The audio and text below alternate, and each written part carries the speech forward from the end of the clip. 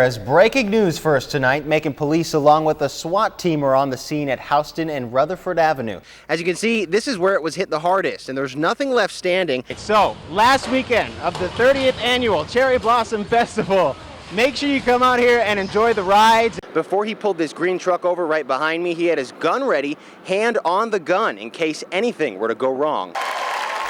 Okay, so who walked away with the coveted title of Best Dancing Star in Central Georgia? Well, the People's Choice went to Ashley Copeland. And you heard it from him, a win is a win. A new study out of the University of Chicago shows that if you write down your fears before taking a big test, you're more likely to do better on that test. But what do you think? Let's find out. Ham says it's important to know your Second Amendment rights, but most importantly, practicing gun safety. But for one student in particular, he's been waiting 60 years to say he graduated. Why on earth would people want to consume human flesh? Well, buyers believe these pills can actually boost sexual stamina. 39 dogs who survived the Parvo and Giardia outbreak just last week at the Macon Bibb Animal Control Center are going to be put to sleep. I finally made it out to the pinkest party in the world. Well, how's this for a catch? A 13-pound fish was caught at the Okmulgee Public Fishing Area this week. What a great victory it was. It was a very close call between him and C. Jack Ellis. Let's go ahead and bring him in here. Robert Rickert, first and foremost, congratulations. Thank you. And you can see inside it breaks down a list of major issues. Getting your clothes dry cleaned may soon cost you more, and it's all because of metal hangers. As you've probably spent many New Year Eves with him, music industry pioneer Dick Clark has passed away at the age of 82. When a heart attack begins, each passing minute causes heart tissue to be deprived of blood. A new medical device makes it possible to literally stop a heart attack before it ever starts. The faster we can get to you, the more chance we have of sparing your heart muscle from any damage. Researchers at the Medical Center of Central Georgia are studying an investigational medical device that gets implanted like a pacemaker and monitors the heart 24/7. It samples the cardiac signal, and it looks for the very early changes that occur when a heart attack is in process of developing and about to start. The Angel Med Guardian device is about the size of a pacemaker, and once the patient gets it implanted into his heart, he'll receive a pager-sized alert system that'll let him know whether it's an emergency or whether he needs to see the doctor. Roy Wood and his wife Sherry now have peace of mind after he almost lost his life from his very first heart attack. I started experiencing shortness of breath and chest tightness, and I really didn't know what was going on.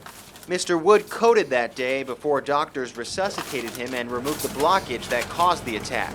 But when I went in, he had his arms up praising God that he was still alive, and we've been praising God ever since. His heart attack turned out to be a blessing in disguise. When Dr. Derogi offered this opportunity for this device, that literally we both felt like the heavens had opened up and that blessings were pouring out, because we never suspected a heart attack. It seems like students used to fight classroom boredom by sleeping, passing notes, or just flat out doodling. Well, after a study of in-class texting, two psychology professors at Wilkes University in Pennsylvania say texting is the new doodling. All right, unless you've been living under a rock, you're probably aware that texting has become the new craze. Well, I wanted to see how texting was for students at Mercer University. The study at Wilkes University found that 9 in 10 students admit to sending text messages during class. So is that the case on this campus? Do you text in class when you're bored? Yes, I do. All the time. It depends on what class and how important it is to me. Now that's what this college freshman says, but she couldn't even go the 2 minutes we were talking with her without looking down at her phone. My phone right now. That's ironic. Maybe we were boring her. Have you ever been caught texting? Yes. I just got caught today, actually.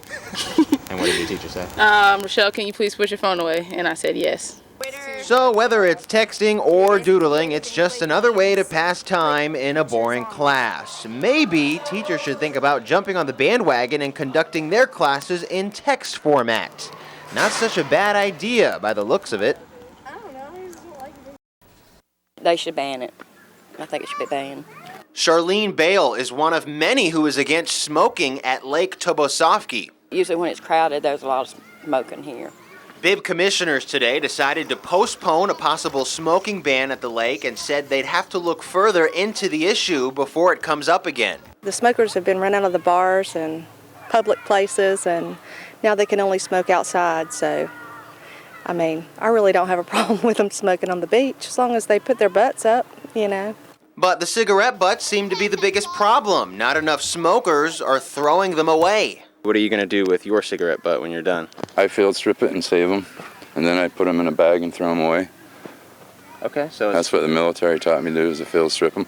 The Bibb Commission decided for now, park officials will be observing smoking habits at the lake and get a better idea of how much litter it actually causes. It shouldn't be allowed on the beaches because the kids don't need to be around it because it's bad for them, secondhand smoke, or leaving their butts around, the cigarette butts on the ground. I just think it's a bad idea.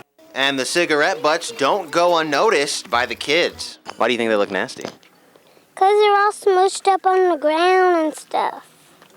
Yeah, and you don't like to see those when you're out here playing? And sometimes they can be lit when you're walking. Here's the latest. It hurted my hand. Hurry up and jet my hand fast. 6-year-old Celicia Johnson is reliving what she went through Tuesday when she was handcuffed by police after throwing a tantrum. I couldn't go to sleep. I was up all last night. Police reports say Celicia was ripping things off the walls, throwing books, and even injured the principal. The kindergartner and her parents joined representatives from the National Action Network at a news conference today. Her parents still in shock. I can't sleep well thinking about it. And every time she see an officer, she think they're coming to get her. Celicia's mother says despite police reports, she wasn't called before her daughter's arrest. She had been held in the police station about an hour before I was notified. But police have a different side of the story. The officer and the school administrators continued to attempt to reach the parent or guardian and was unsuccessful. The Johnson family says they've yet to receive an apology from the school, and now they're thinking of taking further legal action. Reporting for